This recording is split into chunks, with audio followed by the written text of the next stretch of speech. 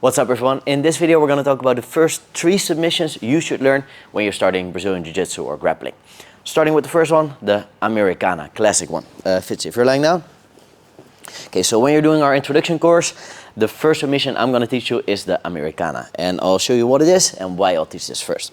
So Americana is a submission where you use gravity, your body weight and your 2 arms against one of their arms. So we're going to pin the wrist, elbow goes to the floor.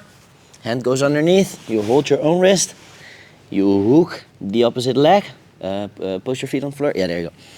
Now, you bring the elbow down towards the hip and up towards the ceiling, putting some torque on the shoulder, okay?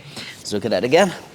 We pin the wrist, elbow goes to the floor, we hold the wrist, hand goes underneath, grab your own wrist, thumb on the same side as the rest of the fingers, we bring it down and we go up to the ceiling.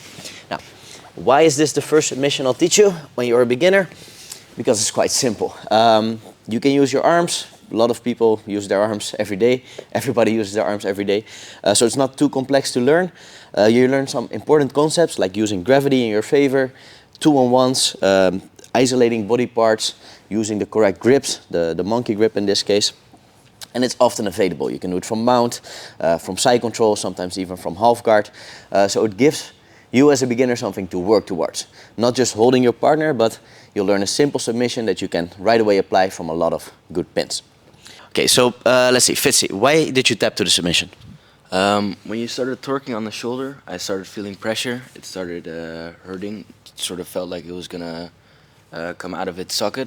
Nice. So I wanted to tap. Exactly. So what you'll hear a lot of beginners say, yeah, I tap because it hurts. But hurting is not going to be a good motivation. If you're like Fitzy, he's a very good competitor.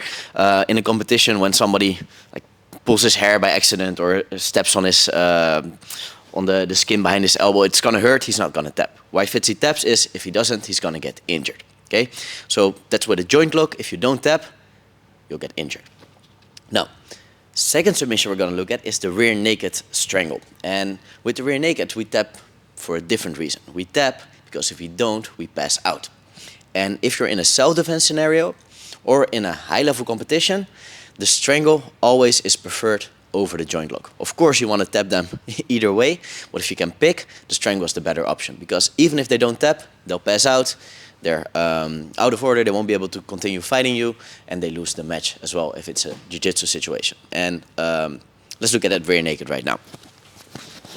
So the rear naked is a submission we'll do from the back. If you get behind your partner, you can wrap your arm all the way around the neck, grab your own bicep, fold the hand behind.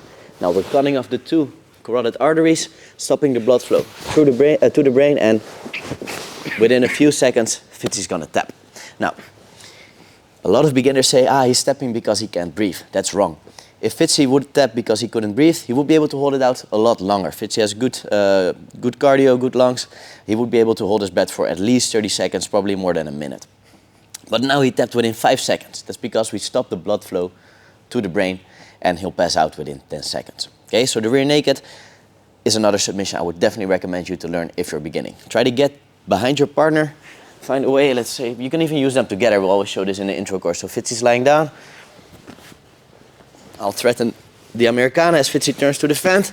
We can move our way behind him and then we can set up our rear naked. So, rear naked, even better option than Americana. If you get to your partner's back, strangle them and you don't give them a choice. Either they tap or they pass out. And this, of course, in the worst case scenario, self-defense or high-level competitions. Now, the third submission I want to teach is really showing the power of jiu-jitsu. We always say jiu-jitsu works even against people that are bigger and stronger than you. And this move is going to show you why. The triangle. With the triangle, we're not just using our arms. If I'm using 2 arms against one, might be able to do it against Fitzy, who's about the same size as me. But if somebody's 10, 20, 30 kilos heavier, even my 2 arms won't beat their 1 arm. What we can do, however, is use our legs and our hips to attack them.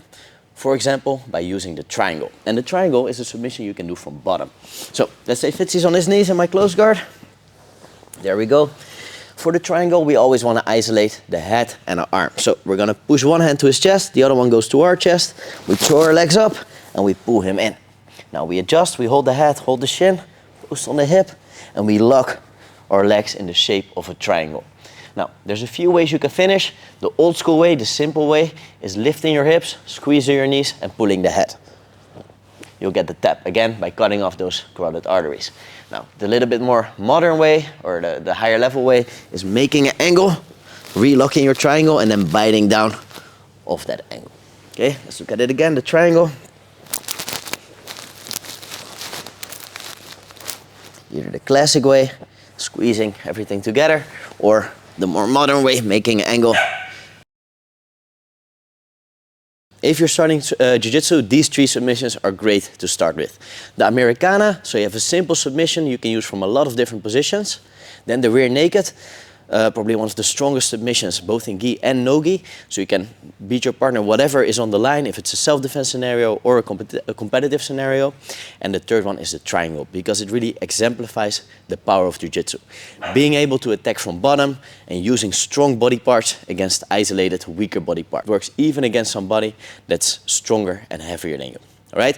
So if you're starting jiu-jitsu, try these 3 out, add it to your game, and let me know in the comments if it works for you. Thanks for watching. See you in the next one.